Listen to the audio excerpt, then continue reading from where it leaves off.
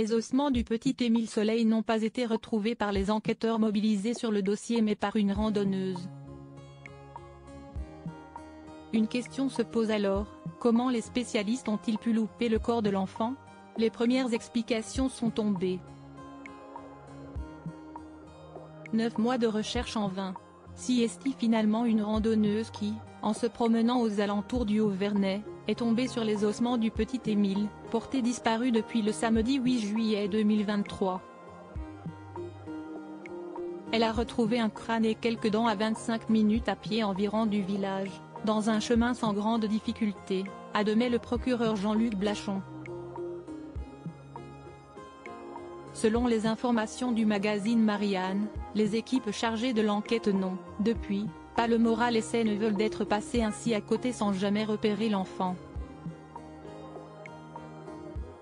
Les ossements de Émile Soleil ont été retrouvés au niveau des paysages d'Étroits-Évêchés, entre Digne-les-Bains et Gap, en contrebas d'un sentier, à proximité d'un ruisseau. Selon plusieurs sources du magazine Marianne, il s'agirait, à 90%, d'un simple accident. Toujours est-il que cette localisation pourrait être responsable du fait que les enquêteurs n'aient rien vu. S'il est tombé dans le torrent ou un trou d'eau, il a pu se noyer et donc se refroidir très vite, explique le général François Daoust, ancien patron du pôle judiciaire de la gendarmerie. Le corps de l'enfant n'aurait, ainsi, pas pu être détecté par les caméras thermiques. En cas de noyade, pas de cri, peut-on lire dans les colonnes de Marianne. Moins d'odeur. Et le corps se refroidissant dans l'eau, très vite plus de signal de chaleur.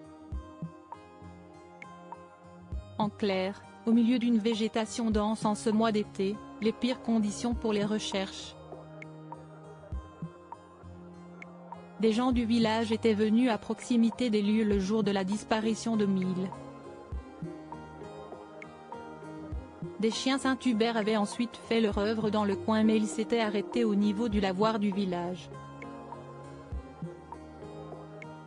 Ce qui semble tout de même très étrange, pour Stéphane Renaud, dresseur comportementalisme canin et ancien maître chien de l'armée, un chien peut toujours se tromper, mais pas trois, assure-t-il.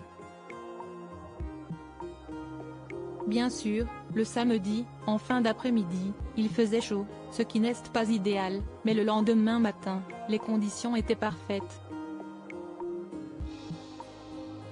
Et il y avait très peu de vent.